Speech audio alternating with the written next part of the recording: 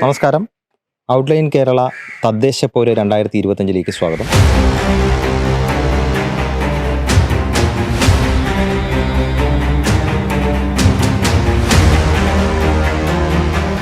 ഞാനിപ്പോൾ നിൽക്കുന്നത് ആമ്പല്ലൂർ ഗ്രാമപഞ്ചായത്തിൻ്റെ 7ാം വാർഡ് UDF സ്ഥാനാർത്ഥി KR മഹേഷിനൊപ്പമാണ്.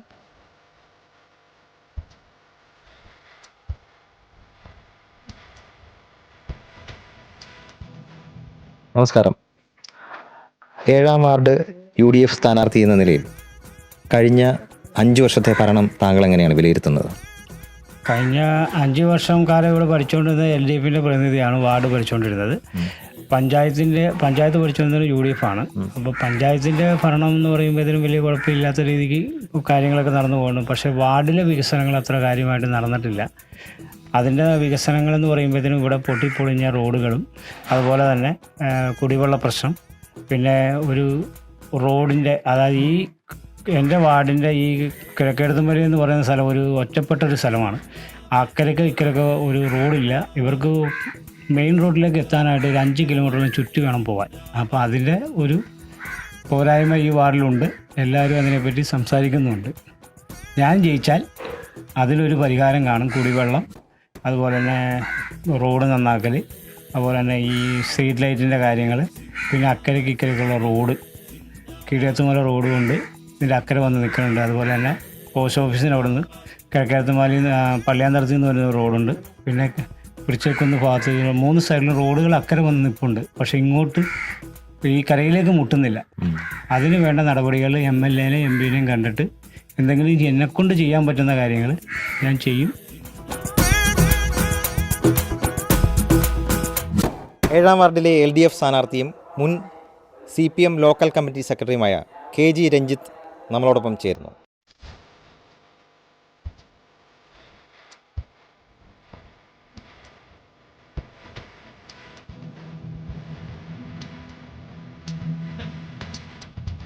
നമസ്കാരം. നിലവിലെ 5 വർഷത്തെ ഭരണം വിലയിരുത്തുമ്പോൾ KG രഞ്ജിത്തിന് എന്താണ് പറയാനുള്ളത്? നിലവിൽ ആമ്പല്ലൂർ പഞ്ചായത്ത് ഭരിക്കുന്നത് UDFിൻ്റെ നേതൃത്വത്തിലുള്ള ഭരണസമിതിയാണ്. ഈ 5 വർഷക്കാലം ഭരണ പരാജയം തന്നെയായിരുന്നു ഉണ്ടായിട്ടുള്ളത്. സർക്കാർ വിഭാവനം ചെയ്ത കുറച്ച് പദ്ധതികൾ ഇവിടെ നടപ്പാക്കിയത് ഒഴിച്ചു കഴിഞ്ഞാൽ സ്വന്തമായി എടുത്തു പറയത്തക്ക ഒരു വികസന പ്രവർത്തനവും ആമ്പല്ലൂർ പഞ്ചായത്തിൽ നടന്നിട്ടില്ല. ഗവൺമെൻറ് പല പദ്ധതികളും നടപ്പാക്കാനായിട്ട് താഴെ തട്ടിലേക്കുള്ള നിർദ്ദേശങ്ങൾ നൽകിയെങ്കിൽ പോലും അത് കാര്യക്ഷമമായി ഉപയോഗിക്കാനായിട്ട് ഈ പഞ്ചായത്ത് ഭരണസമിതിക്ക് സാധിച്ചിട്ടില്ല. താങ്കൾ സ്ഥാനാർത്ഥി എന്ന നിലയിൽ വോട്ടർമാരെ അടുത്ത് ചെല്ലുമ്പോൾ അവർക്ക് എന്തൊക്കെയാണ് പറയാനുള്ളത്? ഞാനിപ്പോൾ ഈ വാർഡിൽ 7ാം വാർഡിനെ സംബന്ധിച്ച് 570 കുടുംബമുണ്ട്. 1729 വോട്ടർമാരാണ് ഈ വാർഡിലുള്ളത്. എല്ലാ വോട്ടർമാരെയും കാണാൻ സാധിച്ചില്ലെങ്കിൽ പോലും എല്ലാ വീടുകളിലും ചെല്ലാൻ സാധിച്ചു. അവർക്ക് ഈ വാർഡുമായി ബന്ധപ്പെട്ടുകൊണ്ടുള്ള കുറേ അധികം കാര്യങ്ങൾ പറയാനുണ്ട്. ആമ്പല്ലൂർ പഞ്ചായത്തിലെ പൊതുവികസനവുമായി ബന്ധപ്പെട്ടുകൊണ്ട് അവരുടെ കാഴ്ചപ്പാടുകൾ എന്നോട് സംവദിക്കുന്ന ഒരു സാഹചര്യം ഉണ്ടായി. ഈ വാർഡിനെ സംബന്ധിച്ച് പഞ്ചായത്ത് UDF ആണ് ഭരിക്കുന്നതെങ്കിൽ പോലും ഈ വാർഡ് LDFിൻ്റെ മെമ്പറായിരുന്നു ഈ വാർഡിനെ പ്രദാനം ചെയ്തത്. ആ വാർഡ് മെമ്പർ തൻ്റെ പരിമിതിക്കകത്ത് നിന്നുള്ളൊരു വികസന പ്രവർത്തനം ഈ വാർഡിൽ നടത്തിയിട്ടുണ്ട്. റോഡുകൾ മെച്ചപ്പെട്ട രീതിയിലാക്കുന്നതിന് വേണ്ടിയിട്ട് ശ്രമം നടത്തിയിട്ടുണ്ട്. അതുപോലെ തന്നെ വഴിവിളക്കുകൾ തെളിയിക്കുന്നതിലുള്ള ഇടപെടൽ നടത്തിയിട്ടുണ്ട്. കുടിവെള്ളം വലിയ പ്രശ്നം തന്നെയാണ് കുടിവെള്ളവുമായി ബന്ധപ്പെട്ടുകൊണ്ട്. എന്നാൽ അത് തന്നാൽ കഴിയുന്ന രീതിയിലുള്ള ഒരു പ്രവർത്തനം മുൻ മെമ്പറായിട്ടുള്ള ഫാരിസ മുജീബ് ഇവിടെ ചെയ്തിട്ടുണ്ട്. അപ്പോൾ തീർച്ചയായിട്ടും അത്തരത്തിൽ ആ മെമ്പറുമായി ബന്ധപ്പെട്ടുകൊണ്ട് നല്ല കാര്യങ്ങളാണ് വീടുകളിൽ നിന്നും നല്ല പ്രതികരണമാണ് ഉണ്ടായിട്ടുള്ളത്. ഗവൺമെൻറ്റുമായി ബന്ധപ്പെട്ടുകൊണ്ട് നല്ലൊരു പ്രതികരണമാണ് ജനങ്ങളിൽ നിന്നുണ്ടായിട്ടുള്ളത്. അതിനാൽ ഇനിയും ഈ വാർഡിൽ നിരവധിയായ കാര്യങ്ങൾ ചെയ്യാനുണ്ട്. താങ്കൾ ജനപ്രതിനിധിയായി തിരഞ്ഞെടുക്കപ്പെട്ടാൽ ഇനി എന്തൊക്കെ വികസന പ്രവർത്തനങ്ങളാണ് ഇവിടെ ചെയ്യാൻ ഉദ്ദേശിക്കുന്നതെന്ന് പറയാമോ? എന്നെ തിരഞ്ഞെടുത്തു കഴിഞ്ഞാൽ എൻ്റെ മനസ്സിൽ ആദ്യം ഉള്ളത്, ഞാനൊരു പ്രകടന പത്രിക ഇതുമായി ബന്ധപ്പെട്ടുകൊണ്ട് ജനങ്ങളുടെ മുമ്പാകെ വെച്ചിട്ടുണ്ട്. ഈ വാർഡിൽ ഞാൻ ജയിച്ചു വന്നാൽ ചെയ്യേണ്ടതുമായി ബന്ധപ്പെട്ടുകൊണ്ടുള്ള ഒരു 14ഓളം വിഷയങ്ങൾ വെച്ചുകൊണ്ട് ഒരു പ്രകടന പത്രിക ഞാൻ തയ്യാറാക്കിയിട്ടുണ്ട്. അതിൽ പ്രധാനപ്പെട്ട എന്തൊക്കെയാണെന്ന് പറയാം? പ്രധാനപ്പെട്ടത് ഗാമ ചിറ്റേത്തിയേറ് റോഡ് ഇപ്പോൾ തകർന്നു കിടക്കുകയാണ്. ആ റോഡ് സഞ്ചാരയോഗ്യമാക്കും.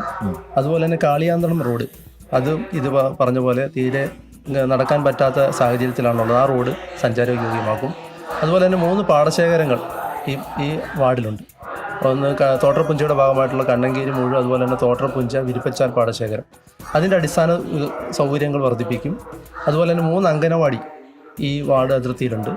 അത് ആധുനിക നിലവാരത്തിലേക്ക് ഉയർത്തും. അതുപോലെ തന്നെ ആ അംഗനവാടിയുടെ മോൾവശം ഇപ്പോഴെല്ലാം തന്നെ ഷീറ്റ് മേഞ്ഞിട്ടുണ്ട്. ഒരെണ്ണത്തിൽ മാത്രമാണ് ഷീറ്റ് മേയാത്തുള്ളത്. അവിടെ ഈ പറയുന്ന പോലെ യോഗ ക്ലാസ് അടക്കം, ലൈബ്രറി അടക്കം എല്ലാ സൗകര്യങ്ങളോടും കൂടിയുള്ള കാര്യങ്ങളാണ് ഞാൻ വിഭാവനം ചെയ്തിട്ടുള്ളത്. മറ്റൊന്നുള്ളത് വഴിവിളക്കുമായി ബന്ധപ്പെട്ടുകൊണ്ടുള്ള കുറച്ച് പ്രശ്നങ്ങളുണ്ട്. അത് അടിയന്തരമായി പരിഹരിക്കുന്ന ഒരു സാഹചര്യം ഉണ്ടാകും. കുടിവെള്ളവുമായി ബന്ധപ്പെട്ടുകൊണ്ട് കിഴക്കെടുത്തുമേലി ഭാഗത്ത് കുടിവെള്ളത്തിൻ്റെ പ്രശ്നം അതിരൂക്ഷമായിട്ടുണ്ട്.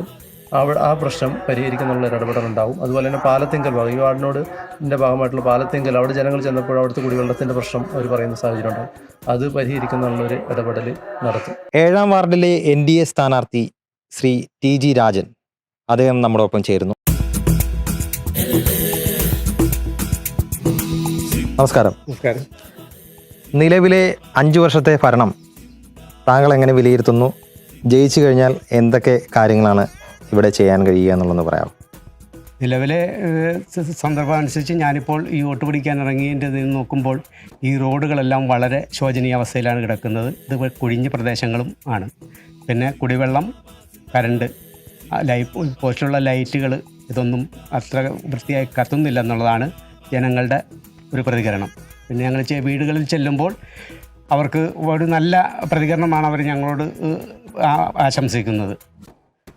അപ്പോൾ ഞങ്ങൾ ജയിച്ചു വന്നാൽ ഒരു പ്രാവശ്യം ഞങ്ങളെ ഒന്ന് എല്ലാവരും പരീക്ഷിക്കുകയാണ് എന്ന രീതിയിൽ ഞങ്ങൾ ജയിച്ചു വന്നാൽ കേന്ദ്രത്തിൻ്റെ സഹായത്തോടു കൂടി ആ ഫണ്ടുകൾ ഉപയോഗിച്ചും ഞങ്ങൾക്ക് വികസനം നടത്താൻ സാധിക്കും.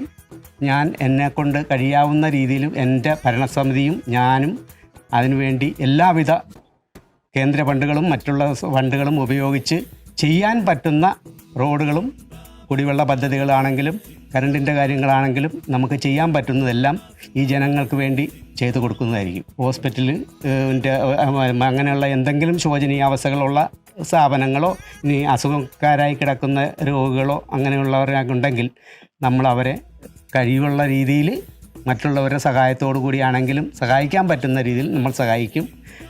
ഏത് സമയത്തും ഏത് രാത്രിയിലും വിളിച്ചാലും ഞാൻ ഈ വാർഡിൽ കൃത്യമായി എല്ലാ സ്ഥലത്തിലും എത്തിച്ചേരാൻ ഞാനും എൻ്റെ സഹപ്രവർത്തകരും ഉണ്ടാകും. 3 സ്ഥാനാർത്ഥികളും അവരുടെ വോട്ടർമാരെ കാണാനുള്ള നെട്ടോട്ടത്തിലാണ്. ആമ്പല്ലൂർ പഞ്ചായത്തിലെ 7-ാം വാർഡിൽ നിന്നും ഔട്ട്ലൈൻ കേരളയ്ക്ക് വേണ്ടി.